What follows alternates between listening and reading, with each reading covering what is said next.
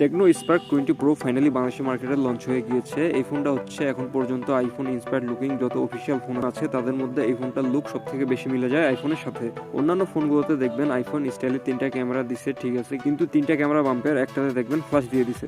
সেই জায়গা থেকে এই ফোনটা অন্যদের থেকে আলাদা এবং এটাই একমাত্র আইফোন লুকিং অফিসিয়াল ফোন যেটাতে 3টা ক্যামেরার জায়গায় 3টা ক্যামেরাই থাকছে। এই ফোনটার স্পেসিফিকেশন গুলো স্ক্রিনে দেখতে পাচ্ছেন। এটাতে থাকছে Mediatek Helio G99 processor, 108 megapixel camera আর 6.78 inch full HD plus IPS LCD display. এই ফোনটার অফিসিয়াল প্রাইস হচ্ছে 22,000 টাকা। এই ফোনটার যে স্পেসিফিকেশন সেটা কিন্তু 16-17 হাজার টাকার ফোনেও পাওয়া যায়, এমনকি এর থেকেও ভালো স্পেসিফিকেশন পাওয়া যায় 16-17 হাজার টাকায়।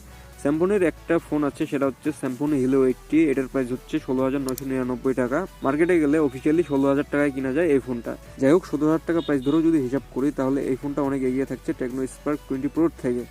স্যামসংয়ের ফোনটার স্পেসিফিকেশন গুলো স্ক্রিনে দেখতে পাচ্ছেন। 17,000 এটাতে থাকছে full HD 120Hz AMOLED display, Mediatek Helio G99 processor, 108 megapixel camera. তাহলে ভাই এখানে কথা হচ্ছে যে 17,000 টাকায় সেম স্পেসিফিকেশনের সাথে অ্যামোলেড ডিসপ্লে পাওয়া যাচ্ছে স্যামসংতে, তাহলে 22,000 টেকনোর এই ফোনটা কোন যুক্তিতে কিনবো আমরা? এখানে হয়তো টেকনো কোম্পানি একটাই যুক্তি দেখাতে পারে, সেটা হচ্ছে আইফোন লুক।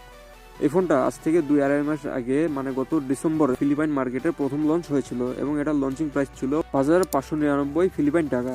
ফিলিপাইনের 5,599 টাকা বাংলাদেশি টাকায় কনভার্ট করলে হয় 10-11 হাজার টাকার মতো, কিন্তু সেই জায়গায় বাংলাদেশে এসে এই ফোনটার প্রাইস হয়ে গিয়েছে 22,000 টাকা। বাংলাদেশে এই ফোনটা লঞ্চের জন্য কত টাকা ভ্যাট ট্যাক্স দিতে হয়েছে টেকনোকে সেটা অবশ্য আমার জানা নাই, কিন্তু বাংলাদেশে এই প্রাইসে এই ফোনটা কিনা একদম আনফেয়ার।